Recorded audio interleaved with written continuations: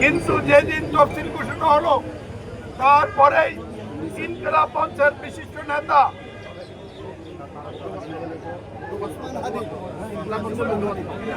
উসমান হাদি কালকে নির্মম ভাবে গুলি বিষয়ে তিনি এখন মৃত্যু সংকটে, জীবন সংকটে।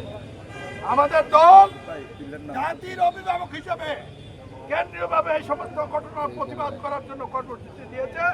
আমরা অভিনন্দন জানাই। আজকে প্রতিবাদ করেছি, প্রস্তুতি নিতে হবে প্রতিরোধ করার। মনে রাখতে হবে ৭০-এর নির্বাচনও যখন পাকিস্তানের বিরুদ্ধে জাতীয় ঐক্যবদ্ধ হয়েছিল, একটি মহান নির্বাচন বানচালের চেষ্টা করেছিল, সেটা পারে নাই।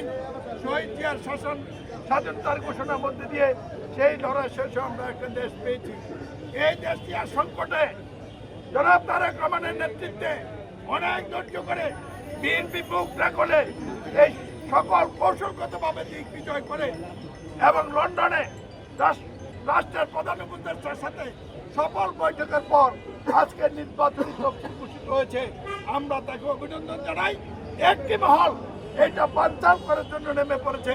সতর্ক থাকতে হবে, প্রস্তুত থাকতে হবে। জনাব তারেক রহমানের নির্দেশে যে কোনো মুহূর্তে জীবন বাজি রেখে আমরা রাস্তা নেমে এদের বিরুদ্ধে প্রতিরোধ করে নির্বাচনকে সফল করব, এই কথা বলে আপনারা এবং আপনারা জানেন এতদিন বলা হয়েছিল তারিখ দিয়ে আসবে না, নানা কথা কানে কানে বলা হতো। আজ আমরা স্লোগান দিয়েছিলাম, মা মাটি ডাকছে, মা মাটি ডাকছে।